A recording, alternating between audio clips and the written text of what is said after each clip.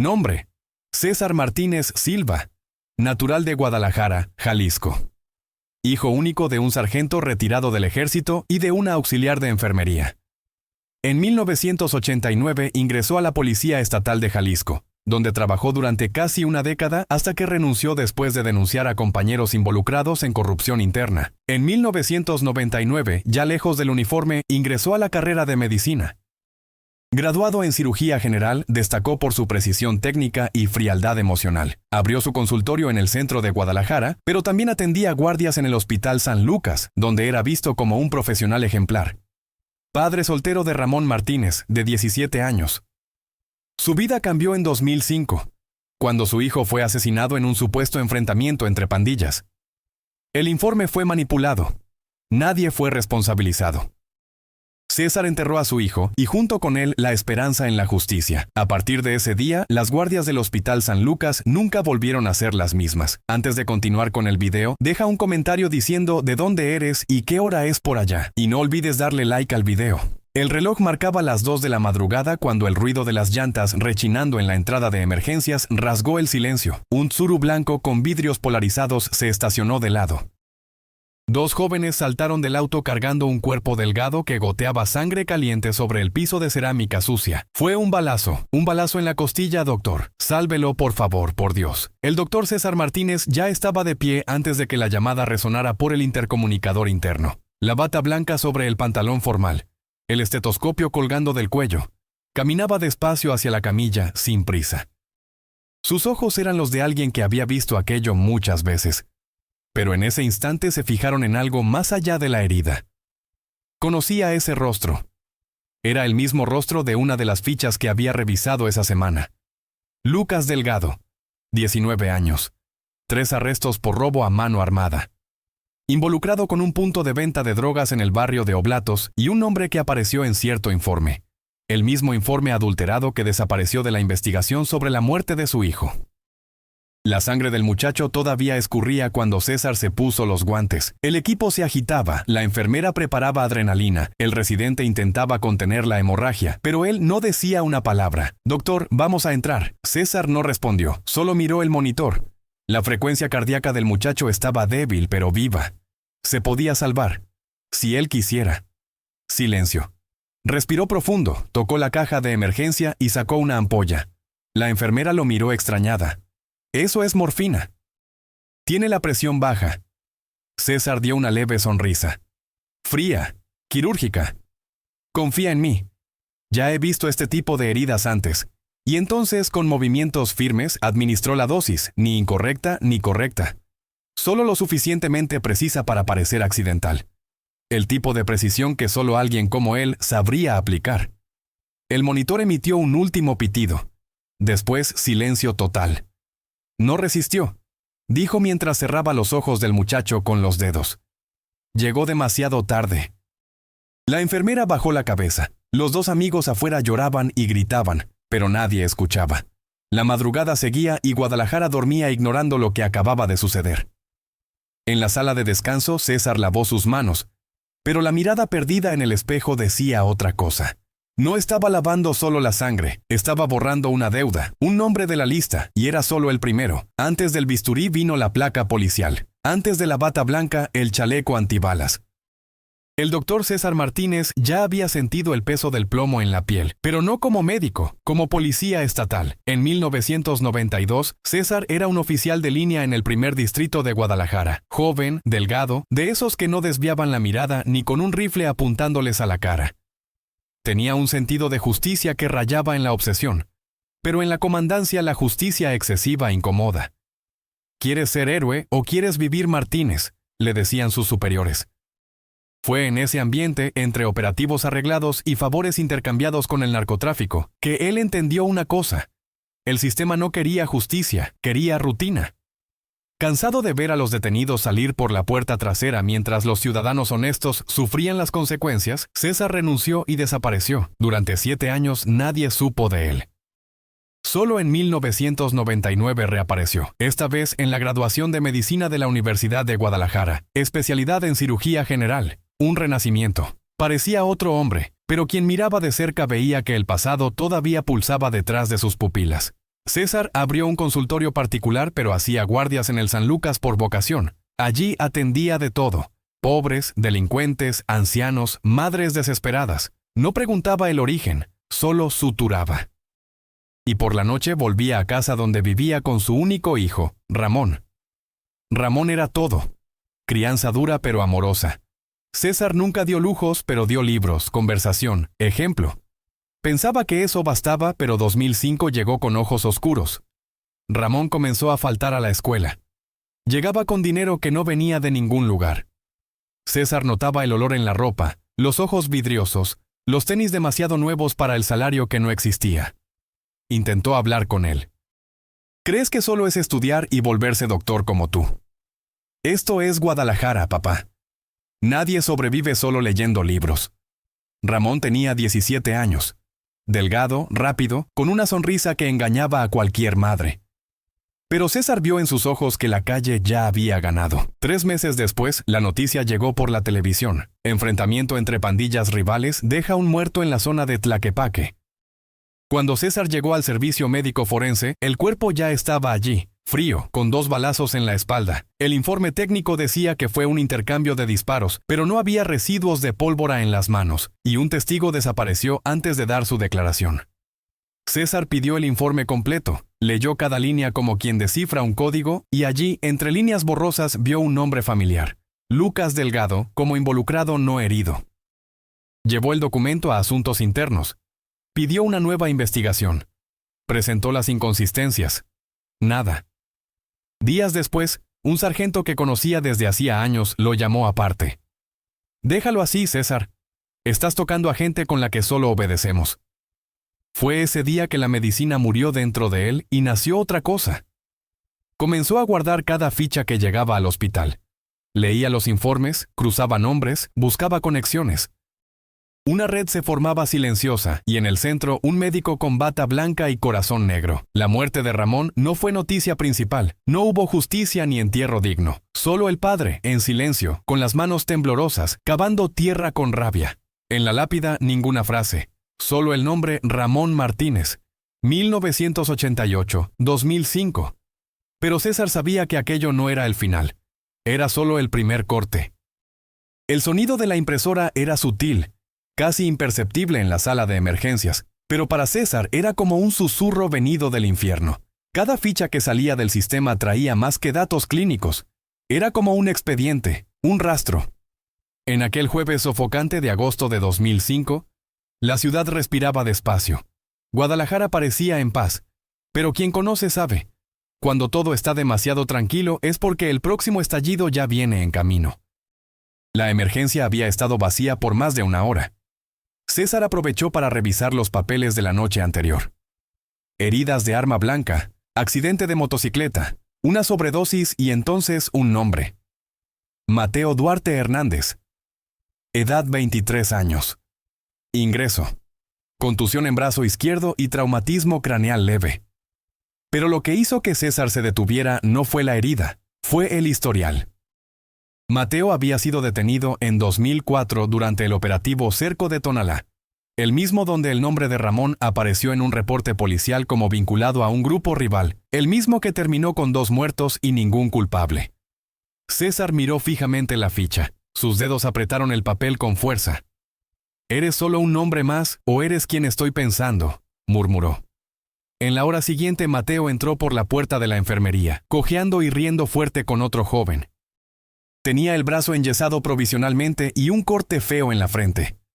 Uno de los enfermeros comentó que le habían dado una golpiza en el Cerro del 4. César escuchaba todo en silencio. En la sala de suturas, Mateo se sentó en la camilla quejándose. «Oiga, doctor, esto está palpitando. Vea si quedó muy feo». César se puso los guantes despacio. Observó el rostro del muchacho con calma, como quien esculpe una estatua antes de decidir qué destruir. «¿Cómo fue esto?», preguntó solo por formalidad. «Ah, un desacuerdo por ahí, cosa de la calle. Usted sabe cómo es». Él sabía. César examinó la herida, limpió la sangre y comenzó a aplicar puntos. Cada puntada era precisa, sin dolor, pero los ojos de César estaban en otro tiempo. No veía a Mateo. Veía a Ramón en el suelo, con el rostro abierto, los ojos apagados. Cuando terminó la sutura, César sonrió levemente. Va a cicatrizar. En serio, cicatriza sí, pero algunas heridas nunca desaparecen. Mateo rió, levantándose despacio. Gracias, doctor. Regresa en 3 días para quitar los puntos. Si todavía estás vivo. Fue solo una frase. Pero Mateo se quedó paralizado por un segundo. Miró al médico con el rabillo del ojo, desconfiado, después salió. César se quedó allí parado, silencioso. Sabía lo que tenía que hacer. Por la noche tomó el informe de Mateo y lo llevó a casa. Cruzó información, comparó fechas, leyó declaraciones antiguas. La conexión con el caso de Ramón era indirecta, pero real. Tenía convicción suficiente. Y para él, la convicción bastaba. 3 días después, Mateo volvió al hospital. Esta vez vomitaba sangre. Doctor, me siento muy mal. No es del golpe, no. Hay algo mal.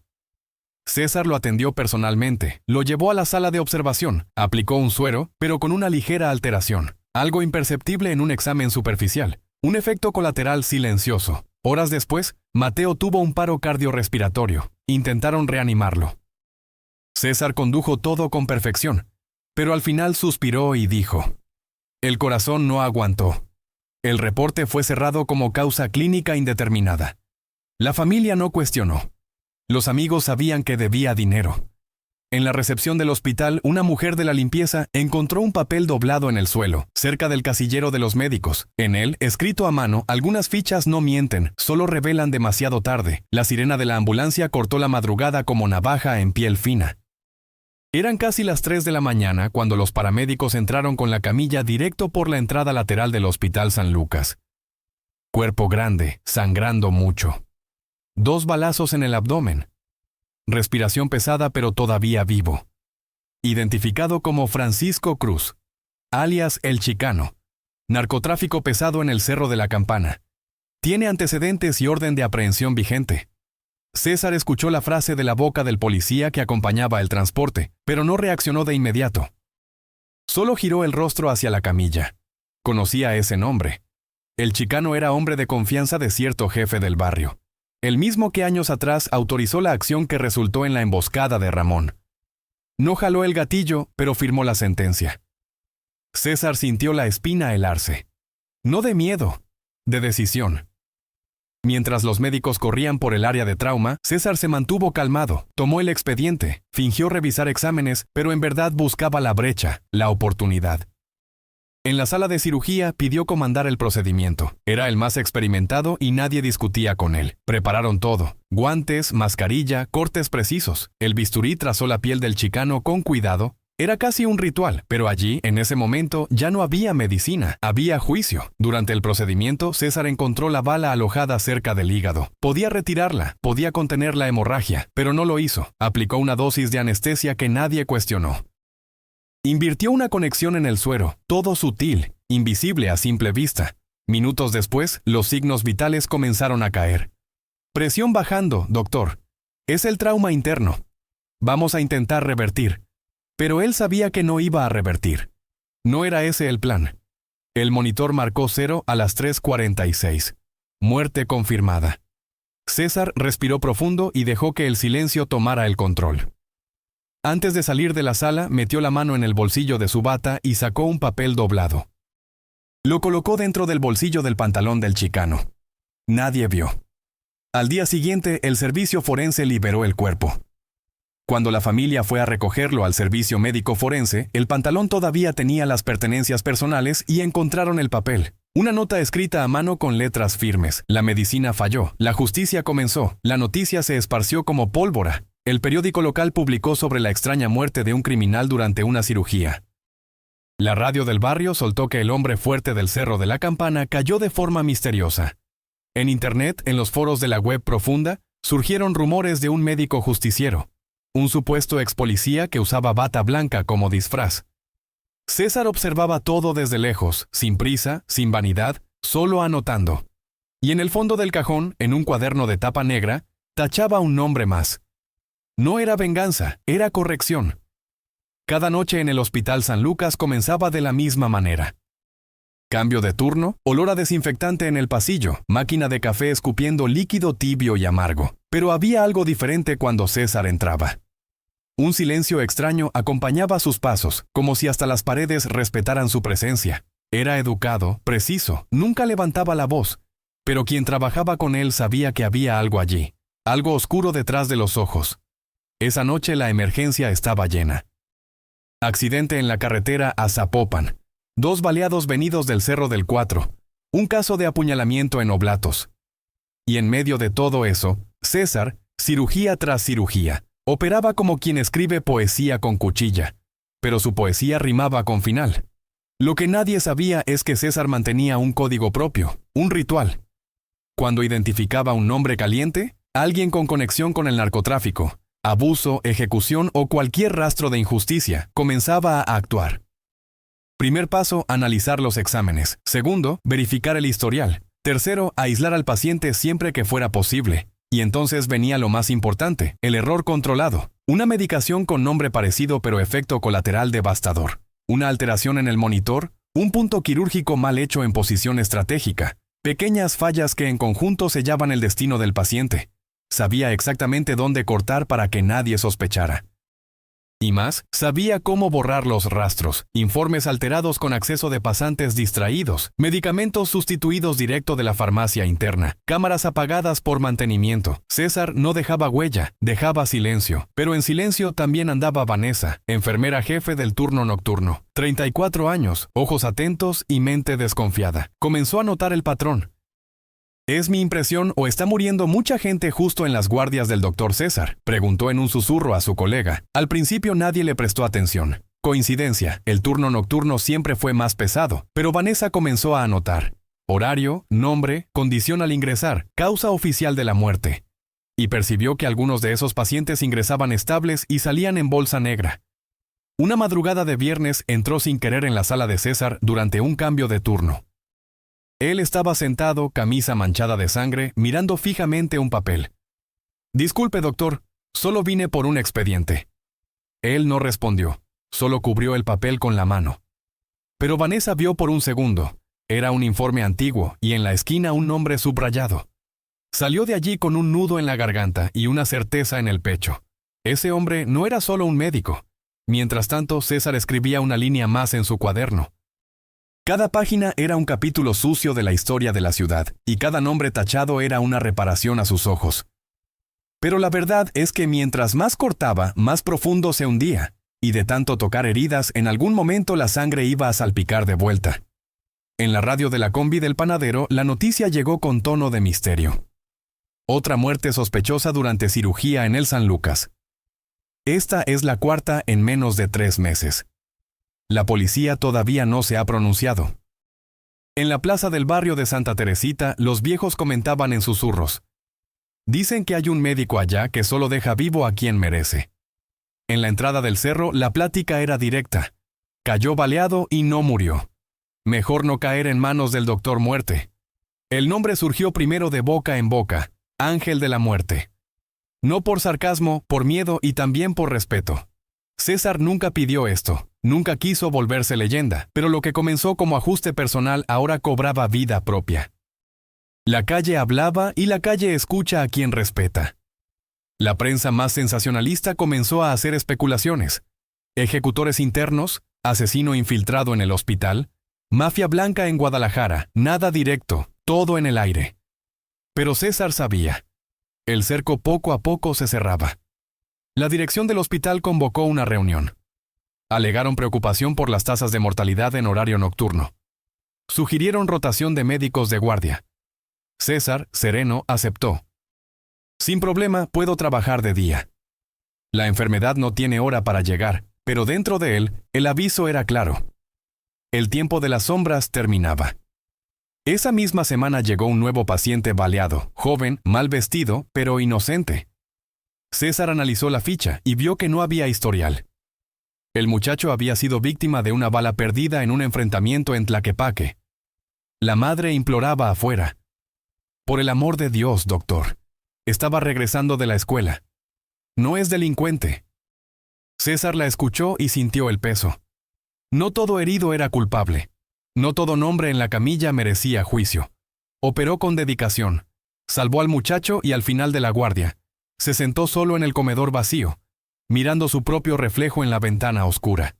Se estaba volviendo difícil separar justicia de venganza. Se estaba volviendo difícil recordar dónde terminaba el médico y comenzaba el ejecutor. Al día siguiente, alguien dejó un sobre en su casillero, sin remitente. Dentro solo una hoja. ¿Cuántos van a necesitar morir para que dejes de jugar a ser Dios? La letra era de mujer. César no necesitó pensar mucho, sabía quién había escrito. Vanessa. El fondo falso del cajón del escritorio tenía un olor extraño, madera vieja mezclada con alcohol isopropílico. Era allí donde guardaba lo que realmente importaba. El cuaderno negro, tapa de cuero, ninguna marca, solo el peso. Un peso que crecía con cada página. César lo abría con un ritual. Siempre de noche, solo, puerta cerrada, teléfono descolgado. No había nombres aleatorios allí. Cada línea tenía fecha, herida, conexión criminal y observaciones clínicas. Era más que un registro, era un inventario de culpa. Lucas Delgado, ejecutado en la camilla, 2005. Mateo Duarte, colapso respiratorio inducido, 2005. Francisco Cruz, el chicano, falla quirúrgica simulada, 2005. Y docenas de otros, unos conocidos por la policía, otros solo conocidos del submundo. Pero lo que llamaba la atención era la última página, solitaria, intacta, un nombre escrito en letras grandes. J. Cárdenas. César miraba ese nombre con una mezcla de dolor y obsesión. Juan Cárdenas, ex capitán de la Policía Estatal, retirado en 1999 por motivos psicológicos. En la práctica, un fantasma uniformado. Fue él quien dirigió la operación donde Ramón murió. Pero los reportes fueron limpiados, las declaraciones borradas y Cárdenas desapareció de los reflectores.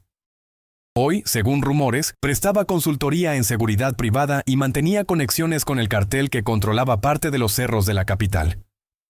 César intentó encontrarlo por años, pero Cárdenas sabía desaparecer. Usaba nombres falsos, números de identificación fríos. Se movía entre barrios como una sombra. Hasta que ese mes de septiembre, un recluso llegó al San Lucas con síntomas graves, presión alta, delirios, confusión mental. Al cruzar los datos del hospital con un contacto que todavía tenía en la antigua policía estatal, César descubrió algo. El hombre era cuñado de Cárdenas y mencionó en medio del delirio que el capitán había regresado, haciendo seguridad de un empresario rico en Puerta de Hierro. Era la primera pista real en años. César cerró el cuaderno con fuerza. La sangre latía en sus oídos. Entonces regresaste, susurró. Afuera, la ciudad seguía su flujo sucio. Gente subiendo cerros, gente bajando con mercancía ilegal. La policía hacía la vista gorda y los hospitales se llenaban, pero ahora el juego cambiaba. César no quería solo limpiar la basura, quería cerrar el ciclo y para eso iba a tener que salir de la guardia. Esa mañana sofocante de octubre, César ni siquiera tuvo tiempo de ponerse la bata. Fue llamado directo a la sala de dirección. 2 personas ya lo esperaban: el director clínico y un oficial de asuntos internos del hospital. Expresiones cerradas, documentos sobre la mesa. Doctor César, ha habido una denuncia anónima hablando de irregularidades en sus guardias. Él no reaccionó, solo cruzó los brazos. ¿Irregularidades de qué tipo?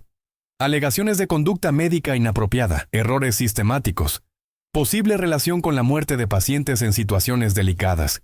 La dirección decidió su suspensión temporal mientras investigamos. César miró fijamente al director. ¿Y si me rehúso a firmar esto?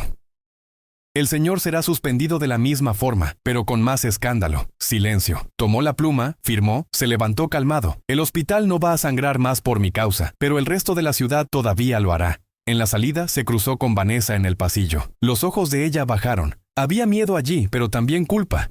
César no dijo una palabra, solo siguió. Ahora fuera del hospital, era un hombre libre, sin reloj, sin limitaciones y con una misión: encontrar a Cárdenas. En los días siguientes investigó contactos antiguos, pagó por información en puntos de venta, usó lo que todavía quedaba de su pasado policial, hasta que una fuente lo llevó hasta un condominio de alto nivel en Puerta de Hierro. El seguridad de allá no es cualquiera. Dicen que es exmilitar, retirado, mirada de quien ya mató y mandó matar. César fue hasta el lugar de civil, observó desde lejos y allí, en un atardecer nublado, vio la silueta. Aunque más viejo, más lento, Juan Cárdenas todavía tenía la postura de mando. Mano en la cintura, mirada escaneando todo. Pero ahora era solo un hombre aislado en un condominio de vidrio. César pasó días vigilando. Sabía que no podía entrar directo ni delatarse. Entonces usó lo que conocía mejor, el cuerpo humano. Hizo contacto con una enfermera de la clínica donde Cárdenas hacía exámenes de rutina, la sobornó. Descubrió que tomaba medicamento para la presión y hacía chequeo cada 3 meses. Y el próximo era ese viernes. La víspera, César fue hasta el consultorio y entró escondido de noche. Sabía cómo abrir cerraduras. Sustituyó una ampolla del medicamento que sería administrado en el examen. Un cambio quirúrgico sin rastros. El viernes, Cárdenas llegó puntual, traje gris, cara cerrada. Entró a la sala, fue atendido normalmente, recibió la aplicación y salió. Horas después, tuvo una convulsión en casa. No dio tiempo ni de que llegara el rescate. César escuchó la noticia por la radio sentado en una banca del Parque Metropolitano. Ex policía retirado muere de mal súbito en casa. Causa todavía no identificada. Cerró los ojos, no sonrió, no vibró, solo respiró. El ciclo estaba completo, o era lo que él pensaba.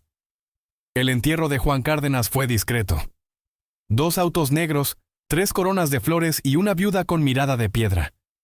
Ningún oficial uniformado apareció. Ningún reportero fue autorizado. Pero aún así la noticia se filtró. En el informe oficial constaba muerte súbita por falla cardíaca, pero algo no cuadraba. El cuerpo había echado espuma por la boca. Las pupilas estaban demasiado dilatadas y la autopsia hecha con prisa fue conducida por un patólogo que nadie conocía bien. La viuda no cuestionó, pero un investigador civil, curioso por naturaleza, decidió mirar más a fondo. Esta dosis de adrenalina no debería estar en su sistema, murmuró al revisar los exámenes toxicológicos. Quien aplicó esto aquí sabía lo que hacía. Mientras tanto, en los pasillos sofocantes del Hospital San Lucas, el nombre de César no desaparecía. Aunque suspendido, era recordado con cada muerte sospechosa, con cada paciente que no resistía con expediente demasiado limpio. Y entonces vino el estallido. El domingo, un audio comenzó a circular en grupos cerrados de WhatsApp. Voz grave, pausada, un acento que mezclaba el saber médico con la furia de quien perdió todo. Era él. Era César. Cada uno que pasó por mi mesa tuvo oportunidad, pero la oportunidad que le negaron a mi hijo, esa nadie más la niega. Yo no maté, yo corregí. El audio se volvió viral en cuestión de horas. No llegó a la televisión todavía, pero en los grupos de la policía estatal, en las conversaciones de la calle y hasta en los rincones más profundos de la zona metropolitana de Guadalajara, el secreto se volvió susurro alto. La Oficina de Asuntos Internos de la Policía abrió una investigación confidencial. La dirección del hospital fue presionada para abrir los archivos. La enfermera Vanessa fue llamada a declarar y César desapareció. Dejó la casa, el consultorio, la ciudad. Ninguna cámara lo registró saliendo, ninguna tarjeta usada, ningún rastro digital. Era como si se hubiera evaporado con el propio silencio. Pero dejó algo atrás.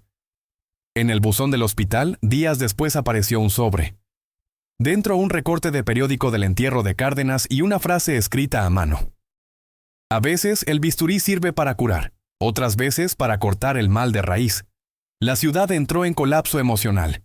Unos lo veían como criminal, otros como mártir. En la radio, un locutor dijo: tal vez él se equivocó, pero fue el único que tuvo el valor de hacer lo que nadie más hizo. Y allá en el fondo, entre las avenidas y los cerros, la pregunta resonaba: ¿será que terminó o apenas comenzó? El tiempo pasó. Como pasa en las ciudades marcadas por silencios profundos, lento, arrastrado y sin perdón. Meses después de la desaparición de César Martínez, Guadalajara volvió a girar en su eje torcido. Los camiones volvieron a rasgar la madrugada sin ser notados. Las guardias del Hospital San Lucas retomaron la rutina y los muertos volvieron a llegar por las puertas traseras, pero quien vivió esa época sabía que algo había cambiado. El nombre de César desapareció de los titulares y de los pasillos. Los periódicos dejaron de especular. Asuntos Internos archivó el caso como inconcluso. Oficialmente, él era apenas un médico suspendido por denuncias en investigación, pero en la práctica era un eco, un susurro que continuaba circulando en los lugares correctos, en las celdas, en los callejones, en los grupos de la policía estatal, en los turnos de la madrugada. en el hospital nadie hablaba su nombre en voz alta. Era como mencionar un fantasma que todavía rondaba los pasillos. Cada muerte súbita durante las guardias generaba una mirada atravesada. Cada paciente con historial criminal que no resistía hacía que alguien tragara saliva. No era miedo, era memoria. Vanessa, la enfermera jefe que había hecho la denuncia, continuaba trabajando allí, pero no era la misma. No sonreía como antes, no conversaba en los descansos, no almorzaba con los colegas, caminaba por los pasillos con los ojos cansados y la columna siempre recta, como quien espera cargar un peso mayor en cualquier momento. A veces se detenía frente a las puertas del área de emergencias y se quedaba mirando por largos segundos, como si esperara verlo allí de nuevo, recargado en la pared, bata manchada, mirada perdida. Durante las noches más largas, Vanessa anotaba cosas en un cuaderno viejo que mantenía escondido en el cajón del comedor. Eran nombres, fechas, situaciones extrañas. No era paranoia, era vigilancia. Ella sabía, una vez que se abre una puerta como esa, nunca más se cierra por completo. Fue en una mañana lluviosa de enero de 2006 que el hospital recibió un nuevo médico para cubrir la guardia nocturna. Dr. Enrique Leal, 32 años, recién transferido del interior, tenía ese brillo en la mirada de quien todavía cree que la medicina puede salvarlo todo. Los colegas lo recibieron con indiferencia. Ya habían visto miradas así demasiadas veces. Todas se apagaban. Enrique llegó temprano, hizo el registro, tomó su gafete y fue conducido hasta el vestidor masculino. Escogió un casillero en la esquina, el más alejado. Al abrir la puerta de metal, el ruido resonó por el espacio vacío, y allí, reposando en el fondo del estante, había un sobre color café, sin nombre, sin remitente. El papel estaba amarillento en los bordes, como si esperara allí hacía mucho tiempo. Curioso, Enrique lo abrió. Dentro un cuaderno de tapa negra, pesado, sin logotipo, solo cuero y silencio. Cuando tocó la tapa, sintió un frío subir por la espina dorsal. Lo abrió despacio. En las primeras páginas, nombres, fichas, observaciones clínicas, códigos médicos mezclados con comentarios secos, disparos, heridas, fallas cardíacas, causa muerte corregida. Al lado de algunas firmas, las iniciales CM. Ojeó más rápido. En la mitad del cuaderno reconoció nombres que había escuchado en el noticiero años atrás. Algunos de los pacientes tenían antecedentes por crímenes pesados, otros apenas historias mal contadas, pero todos tenían una cosa en común. Murieron en el Hospital San Lucas, en guardias nocturnas, bajo responsabilidad directa o indirecta de César Martínez. En la última página llena, solo un nombre estaba escrito en letras grandes y ya tachadas. Juan Cárdenas. Debajo, un trazo fuerte. Después de eso, silencio. La página siguiente era completamente en blanco, excepto por una única frase escrita en el centro con letra firme. Si leíste hasta aquí, ya hiciste tu elección. Enrique cerró el cuaderno de repente.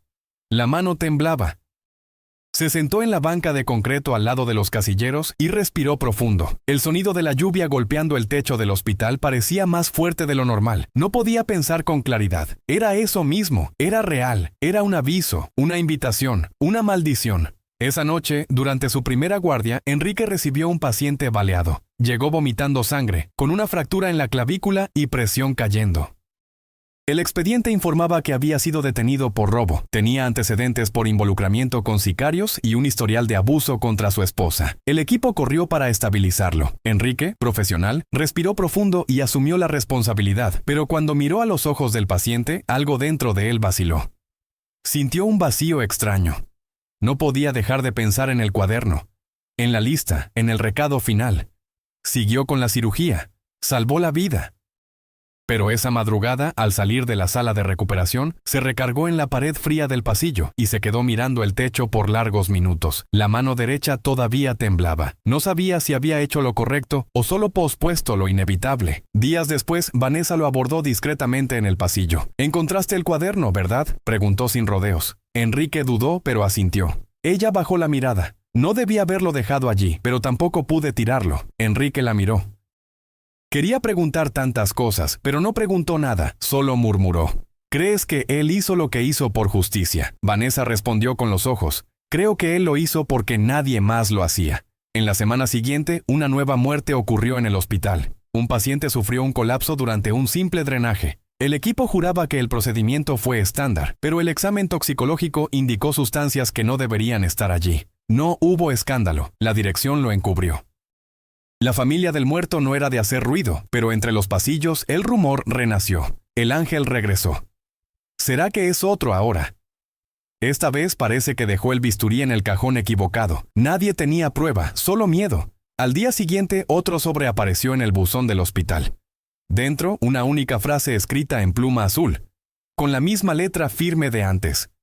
No se trata de venganza, se trata de equilibrio. El ciclo no se cerró, solo cambió de manos.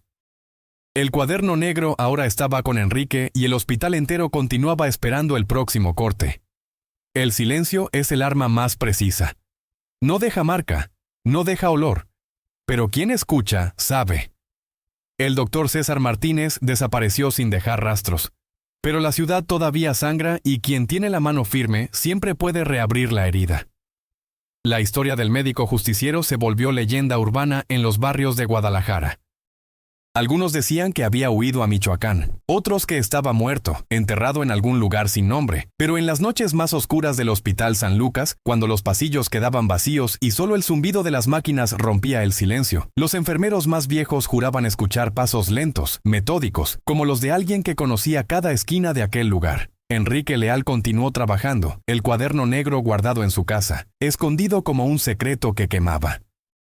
Cada noche lo abría, leía los nombres, estudiaba los métodos, pero nunca agregó una línea nueva. No todavía. La ciudad esperaba, el hospital esperaba, y en algún lugar de México, César Martínez tal vez también esperaba, porque la justicia que él buscaba no tenía final, solo pausas entre un corte y otro. Y así termina la historia del doctor que decidió que no todos merecían ser salvados. Del padre que perdió todo y decidió cobrar con sus propias manos, del hombre que transformó el juramento de salvar vidas en un código de corrección mortal. Guadalajara sigue respirando, el Hospital San Lucas sigue recibiendo heridos y en algún cajón olvidado, tal vez otro cuaderno negro espera ser encontrado.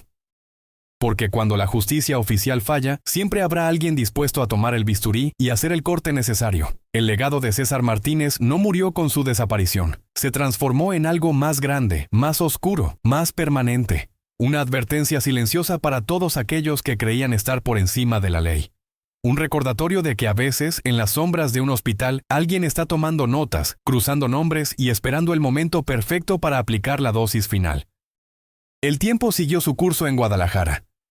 Pero algo fundamental había cambiado en el tejido mismo de la ciudad. Los criminales comenzaron a temer más a los hospitales que a las balas. Los médicos jóvenes llegaban al San Lucas con una mezcla de admiración y terror, sabiendo que alguna vez en esos mismos pasillos, un colega había cruzado la línea entre curar y ejecutar. Y Vanessa, la enfermera que había denunciado todo, seguía allí, vigilante, como un guardián silencioso de un secreto que nunca debió existir, pero que tal vez, solo tal vez, la ciudad necesitaba. En las conversaciones de cantina, en los susurros de los mercados, en las pláticas de las esquinas, el nombre del doctor Muerte seguía vivo. Unos lo maldecían, otros lo bendecían en silencio, pero todos sabían que había existido. Y esa certeza, ese conocimiento de que alguien había tenido el valor o la locura de hacer lo que nadie más se atrevía, cambió para siempre la ecuación del crimen en la ciudad. Los narcos más viejos advertían a los nuevos, cuidado con terminar en el San Lucas de noche. Dicen que el fantasma del doctor todavía anda por ahí. Y aunque muchos se reían, en el fondo, cuando la sangre corría y las sirenas sonaban, todos rezaban para no terminar en esa camilla, bajo las luces frías de la sala de operaciones, donde tal vez, solo tal vez, alguien más había tomado el relevo del doctor César Martínez. Enrique Leal seguía leyendo el cuaderno cada noche, memorizando cada técnica, cada método, cada justificación. No había agregado ningún nombre todavía, pero sentía el peso de la responsabilidad creciendo. Cada vez que llegaba un paciente con historial criminal, sus manos temblaban un poco. La decisión pendía sobre él como una espada. Salvar o corregir, curar o ejecutar, ser médico o ser juez. Una noche particularmente pesada, mientras suturaba a un joven que había llegado apuñalado, reconoció el rostro. Era uno de los sicarios menores del cartel de Sinaloa, apenas 18 años, pero con sangre en las manos. El expediente no oficial que Enrique había investigado por su cuenta mostraba participación en al menos 3 ejecuciones. El muchacho estaba sedado, vulnerable, completamente a su merced. Enrique miró el cuaderno que había traído escondido en su maletín médico. Lo abrió en la última página escrita, donde el nombre de Cárdenas estaba tachado. Tomó una pluma, la sostuvo sobre el papel. Su mano temblaba. Podía agregar un nombre más. Podía continuar el legado. Podía hacer justicia donde el sistema había fallado. Pero entonces recordó por qué había elegido medicina. Recordó el juramento hipocrático. Recordó que él no era César Martínez. No había perdido un hijo. No había visto el sistema tragarse su esperanza. Cerró el cuaderno. Terminó la sutura con precisión perfecta. Salvó al muchacho, pero guardó el cuaderno, porque sabía que algún día alguien más lo encontraría. Alguien con más dolor, más rabia, más sed de justicia, y el ciclo continuaría. Mientras tanto, en algún lugar de México, un hombre de 60 años con cabello canoso y ojos cansados leía las noticias en un café de carretera. El periódico mencionaba un aumento en las muertes hospitalarias sospechosas en Guadalajara. Una pequeña sonrisa cruzó su rostro. No de alegría, sino de reconocimiento. César Martínez estaba vivo. Había cambiado de nombre, de rostro, de ciudad, pero seguía vivo. Y aunque había dejado el bisturí, llevaba consigo la certeza de que había plantado una semilla oscura que germinaría en otros corazones rotos, en otras manos firmes, en otros hospitales donde la justicia oficial nunca llegaría. Se levantó, pagó su café y salió caminando hacia el sol del atardecer. No miró atrás. Los muertos que había dejado en Guadalajara no lo perseguían. Eran su ofrenda a la memoria de Ramón. Eran su regalo envenenado a una ciudad que se había tragado a su hijo sin pestañear. La leyenda del Doctor Muerte se esparció por todo México. En Ciudad Juárez, en Tijuana, en Culiacán, los criminales heridos comenzaron a rechazar ser llevados a ciertos hospitales. Preferían morir en la calle antes que terminar en una mesa de operaciones donde tal vez, solo tal vez, otro médico había decidido seguir el ejemplo de César Martínez. Y así, lo que comenzó como una venganza personal se transformó en algo mucho más grande. Un fenómeno, un movimiento silencioso de justicia paralela que operaba en las sombras del sistema de salud. Médicos que habían perdido familiares por la violencia, enfermeros que habían visto demasiado, paramédicos cansados de recoger inocentes mientras los culpables sobrevivían. Todos ellos llevaban dentro la semilla que César había plantado. Vanessa lo sabía, por eso seguía vigilando. Por eso seguía anotando. Porque entendía que había abierto una caja de Pandora al denunciar a César. No lo había detenido, solo lo había liberado. Y ahora su legado se multiplicaba en las sombras. Cada muerte sospechosa podía ser otro médico justiciero. Cada error quirúrgico podía ser una ejecución disfrazada. El miedo se había instalado permanentemente en ambos lados de la ley. Una noche, Vanessa encontró una nota debajo de su casillero. No reconoció la letra, pero el mensaje era claro. Gracias por mostrarme el camino. El trabajo continúa. No estaba firmada, pero no necesitaba estarlo. Sabía que era de Enrique. Sabía que finalmente había tomado su decisión. Y supo también que no sería el último. Guardó la nota, la quemó esa misma noche en su casa y decidió pedir su traslado a otro hospital. No por miedo, sino por agotamiento. Había cargado con el peso de saber demasiado durante demasiado tiempo. Era momento de alejarse antes de que la oscuridad la consumiera también. Su último día en el San Lucas fue un viernes lluvioso. Mientras recogía sus cosas, miró por última vez la sala de emergencias donde todo había comenzado. Podía casi ver a César allí, con su bata blanca impecable y sus ojos vacíos de piedad. Había sido un monstruo, pero también había sido consecuencia. Consecuencia de un sistema podrido que protegía a los victimarios y olvidaba a las víctimas. Salió del hospital sin mirar atrás, pero sabiendo que la historia no había terminado. En el estacionamiento, un auto negro la esperaba. El conductor bajó la ventana. Era César, más viejo, más delgado, con barba y anteojos, pero inconfundiblemente él. No hablaron, solo se miraron por un largo momento. Luego él asintió, ella también, y el auto desapareció en la lluvia de Guadalajara. Vanessa nunca lo denunció. Nunca dijo a nadie que lo había visto. Porque en el fondo, muy en el fondo, una parte de ella entendía. No justificaba, no aprobaba, pero entendía. Y esa comprensión era su cruz personal, su secreto más oscuro, su carga permanente. Meses después, las muertes sospechosas en el San Lucas cesaron abruptamente. Enrique Leal renunció sin explicación y desapareció. El cuaderno negro nunca fue encontrado. Pero en otros hospitales de México, comenzaron a surgir patrones similares. Muertes inexplicables de criminales durante cirugías rutinarias. Errores médicos que parecían demasiado precisos para ser accidentales. La semilla había germinado. El legado de César Martínez se había vuelto epidemia. Y en algún lugar de México, un padre que había perdido todo sonreía sabiendo que su dolor no había sido en vano. Había cambiado las reglas del juego. Había demostrado que los criminales no estaban seguros en ningún lugar, ni siquiera en las manos de quienes juraron no hacer daño. El juramento hipocrático había sido reescrito en sangre. Y la ciudad, todas las ciudades, respiraban diferentes. Más tensas, más conscientes de que la justicia a veces llegaba con bisturí en lugar de con toga y martillo. Los años pasaron. César Martínez se convirtió en leyenda urbana, en historia de terror que los criminales se contaban entre ellos. Algunos juraban haberlo visto en diferentes ciudades, siempre cerca de hospitales, siempre observando. Otros decían que había muerto, que su espíritu vagaba por los pasillos de los hospitales ejecutando justicia eterna. La verdad, como siempre, era más simple y más compleja a la vez. César vivía. Había encontrado paz no en el olvido, sino en el conocimiento de que había iniciado algo imparable. Cada noche, antes de dormir, susurraba el nombre de su hijo, Ramón. Y sabía que aunque no podía traerlo de vuelta, había asegurado que su muerte tuviera significado, que su sangre no se había derramado en vano. El Hospital San Lucas fue eventualmente cerrado y demolido, oficialmente por renovaciones urbanas. Extraoficialmente porque demasiados fantasmas habitaban sus pasillos. Pero antes de que las máquinas derribaran sus muros, alguien encontró algo grabado en la pared de la antigua sala de emergencias. Un mensaje, tal vez de César, tal vez de Enrique, tal vez de algún otro médico que había tomado el bisturí justiciero. Aquí la medicina no solo curó cuerpos, también corrigió destinos. El edificio cayó, pero el mensaje perduró en las fotografías que alguien tomó antes de la demolición. Se volvieron virales. Se convirtieron en símbolo. Y en los nuevos hospitales que se construyeron, en las nuevas generaciones de médicos que se graduaron, la pregunta flotaba silenciosa pero presente. ¿Qué harías tú si el sistema te arrebatara lo que más amas?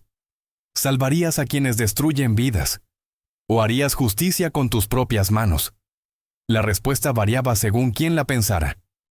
Pero la pregunta, esa pregunta plantada por César Martínez en el corazón de la medicina mexicana, esa pregunta permanecía, inmortal, incómoda, necesaria. Y en las noches más oscuras, cuando las ambulancias aullaban por las calles de Guadalajara, llevando heridos de tiroteos y ajustes de cuentas, los paramédicos a veces susurraban entre ellos: espero que este no caiga en manos del próximo doctor muerte.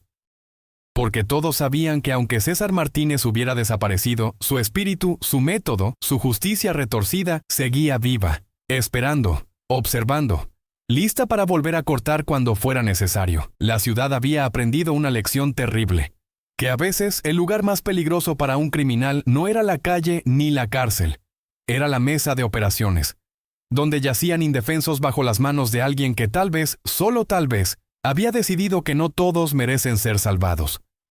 Y así, en el silencio de los quirófanos, en la soledad de las guardias nocturnas, en el dolor de los que han perdido todo, el legado de César Martínez continúa, no como historia, no como leyenda, sino como posibilidad, como tentación, como recordatorio de que cuando la justicia falla, siempre habrá alguien dispuesto a tomarla en sus propias manos, aunque esas manos hayan jurado no hacer daño, aunque esas manos deberían curar.